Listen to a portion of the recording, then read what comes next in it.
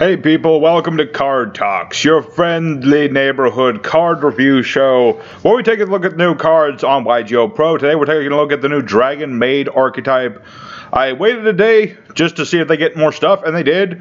So we're just going to look at this archetype, see what we've got, and see what it's good for, and etc, etc. First off, we're looking at this. This is Dragonmaid Parla. This is your 3-of. Basically, when it's summoned, you send a Dragonmaid from deck to grave. You want your Dragonmaid biggins in the graveyard, because you can summon them by bouncing these little ones back to your hand. Basically, Parla here summons a level 8 Dragonmaid from hand or grave by bouncing itself back at the start of the battle phase. It's pretty restrictive there, but, you know, what else do we got? We've got Tilru, who does basically the same thing, except it adds a Dragonmaid from deck to hand. So again, another 3-of. Because this is so small an archetype, you know, these are going to be 3-ofs regardless. And then, of course, this one summons a level 8. Then we got Nursery, which lets you target level 4 lower Dragonmaid in the grave, summon it. So basically, this is for building links and things. And this one summons level 7. Laundry lets you send the top 3 cards of your deck to the graveyard. So basically just tries to mill out some of your dragons so they don't have them. I don't like this one as much, even though I haven't seen Fluss, which you need, pretty much you need that to summon Fluss. Well, not necessarily, but, you know, whatever. Regardless, Laundry, not the best one, but it's still, you know, serviceable. Let's look at the big dragons. You got Flamme, which is the counterpart to Tilru. So basically, you can discard this card and target a Dragonmaid to give it 2,000 attack until the end of the turn. All these monsters have very low attack, and all the big ones have big attack. So basically, it's your hand trap. You run 3 of it because you want to boost your attack power. And then end of the battle phase, you bounce it, and you bring back your Dragonmaid. All of the big ones have this effect, so I'm not going to state it again. Basically, you start the battle phase with this.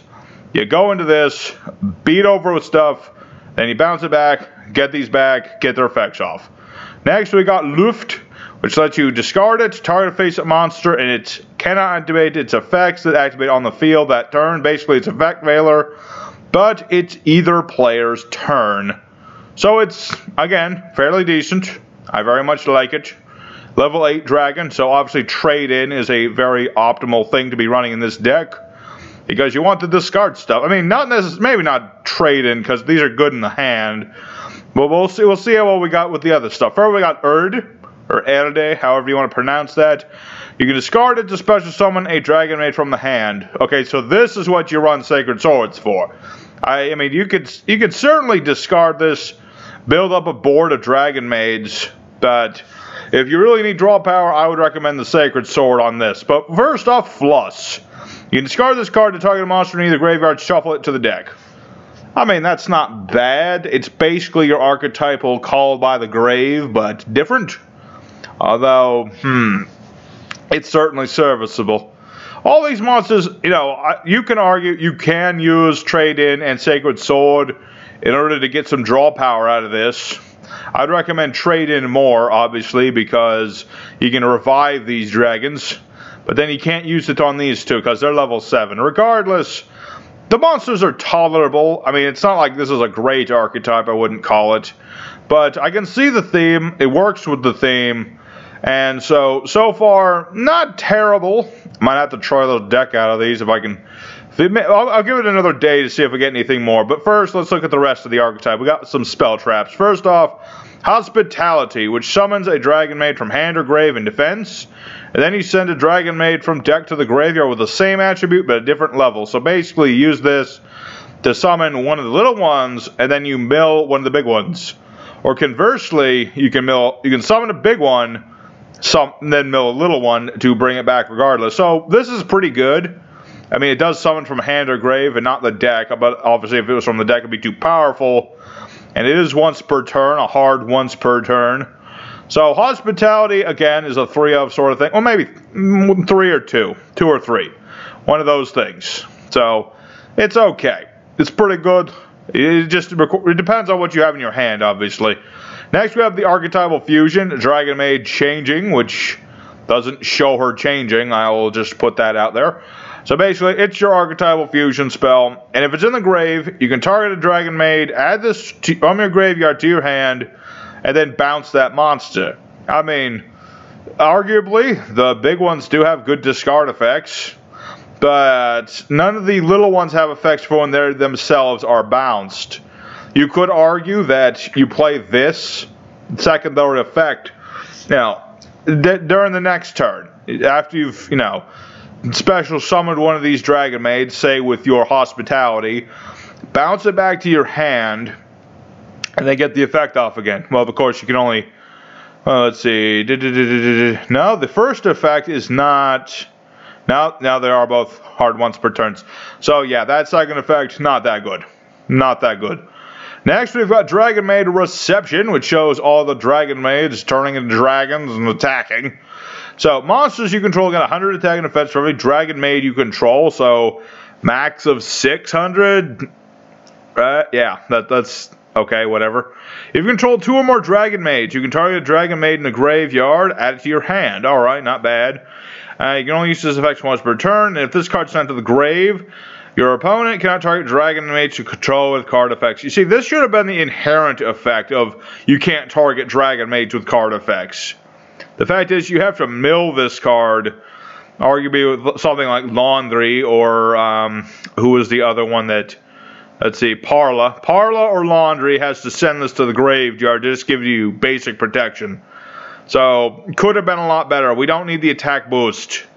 We need this. You already have an attack boost with Flame, so I don't get it. Lastly, we got Dragonmaid Relaxation before we get to the fusion monster, obviously. We got to target a Dragonmaid, and then you can do one of 2 things. Return it to the hand, add a Dragonmaid card from deck to hand, except for itself. So, summon Parla, mill a monster, use this to bounce Parla, get a hospitality. It's something, compared to the other effect being that return to the hand, return a spell trap opponent controls to the hand. I mean, if you were really worried about that Mirror Force, but yeah, this is again a fairly underwhelming thing. The first effect is tolerable, the second effect, not so much. I would have preferred a graveyard effect with that second effect. Like, return this to the hand to do something. Anyway, let's go ahead to the last card of this archetype, being the Fusion, Dragonmaid Husk, I think, Husky, who appears to be some sort of Lamia or something, with the tail and stuff. I wonder when she'll get a counterpart, like a bigger fusion. Anyway, she requires Dragonmaid and a dragon, which obviously all these are dragons, so fairly easy to make. During the standby phase, target another Dragonmaid you control to special summon in defense mode a Dragonmaid from the hand or grave who is 1 level higher or lower than that monster. All these monsters, let's see, you got 2s, 3s, 7s, and 8s. So basically, if you have Laundry, you can summon Parla, Tilru. If you got Tilru or Parla, summon Ness or Laundry, etc., etc. with the other monsters. It's an interesting fact, I suppose. I mean, putting in defense mode doesn't really help, but who knows? What else do you do? Let's see. If another face-up dragon you control returns to the hand, you can target a monster your opponent controls and destroy it. Okay, so basically, use this effect to get out one of the little mini-monsters. Then at the start of the battle phase, bounce it back, summon a biggin, admittedly in defense mode, and then you pop a card. I mean, it's kind of a roundabout thing. Here's the thing. Only destroys monsters, only targets. If this effect only worked on monsters but did not target, Husky would actually be a medium sort of boss monster. I mean, it would be a lot better than this. This is kind of not so great. Not so great, I'd say. Could have been a lot better Husky, but who knows. This is still a brand new archetype. We might get more. I mean, a few more. I mean, another spell trap or 2. Definitely a Link monster. Come on, Konami. What are you doing? So, all in all, this archetype, I shall give it a, you know what, I'm being generous today. I'll give it a 6 out of 10. It's got an interesting theme to it. I like the artwork to it. I think a little bit of practice with it and a little bit of extra something or another's probably definitely a Destrudo thrown in here. Then this archetype could be an actual decent-ish kind of casual deck. So I like it, and I hope you guys like it too. So let me know in the comments what you think of this archetype. Thank you for watching. Your boy Memphis has got to go get some other things going, but I just wanted to take a chance to look at this archetype with you guys because it's brand new and I was interested in it. And I know everyone's, you know, it's the Kobayashi's Dragonmaid archetype. So next is JoJo archetype. So yes, thank you guys for watching very much. I'll see you guys next time with more card talks. Your boy Memphis signing out. Take care, boys and girls, etc.